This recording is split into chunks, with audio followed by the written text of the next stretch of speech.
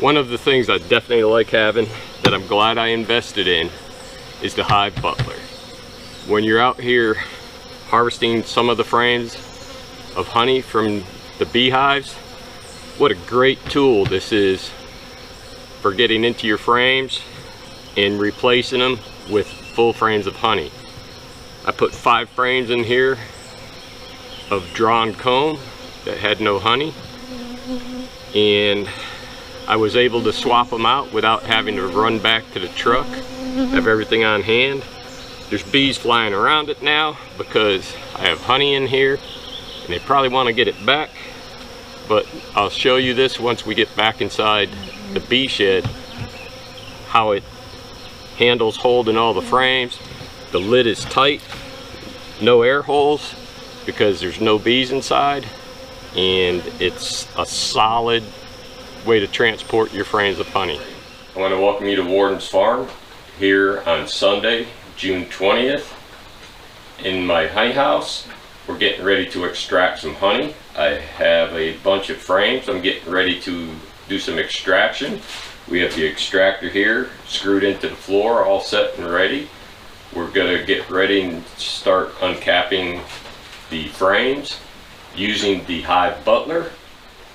So let's get into uncapping the honey and showing you how it works. So one of the first frames that we'll go ahead and uncap is a deep frame, which is a really pretty frame. I mean, nice, beautiful capped honey. So we're going to get in to see what it's starting to look like. Inside of this honey collector that the Hive Butler has got, we got this box with holes in the bottom, and it's made just for when you harvest honey. And the bottom box is a collection tank with a gate on it so that you can use it for separating your wax from your honey. The gate's on the front of the box, and once this starts to fill up, we'll open that gate and start straining it into a 5-gallon bucket. So let's start showing you how it works, so that you can set that in. That way when you start capping, you can spin it and make it a whole lot easier depending upon if you're right or left-handed. The cappings themselves sticks out farther than the frame. So you take your knife and very carefully start removing the capped honey. So the knife goes ahead and cuts down. The cappings can drop right into the box. You don't want to take a lot if you can help it, because this way the bees don't have to work so hard in repairing the comb that they really work hard to make. And so you just slowly go down cutting, and when you get to the bottom, you just cut it off, let it drop down into the tank. And honey is a sticky product, as most of you know. And look at that beautiful frame of honey.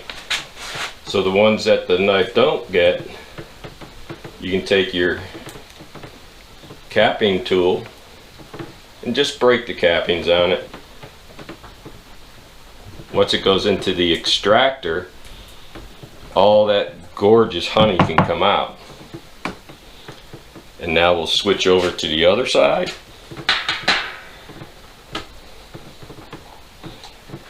And we'll do this frame. And if you can't get it all the first time because it doesn't stick out enough, that's not a problem, because that's where that fork will come in handy. Like on this frame, that's all I can get with the knife. So that's where this fork comes in handy. And all you got to do is scratch off the cappings. That way the honey that's inside each cell has a way to get out. Because when it goes into the extractor, it spins, and the centrifugal force is what will draw the honey out of the cells. And you don't take all the honey out of the hive. You only take what you can harvest, because you have to leave some in the hive for the bees to have food. And so this is just their excess that we have taken for our consumption. After it comes out of the extractor, it will look very pretty. So that's how this works. We got a bunch more frames to do.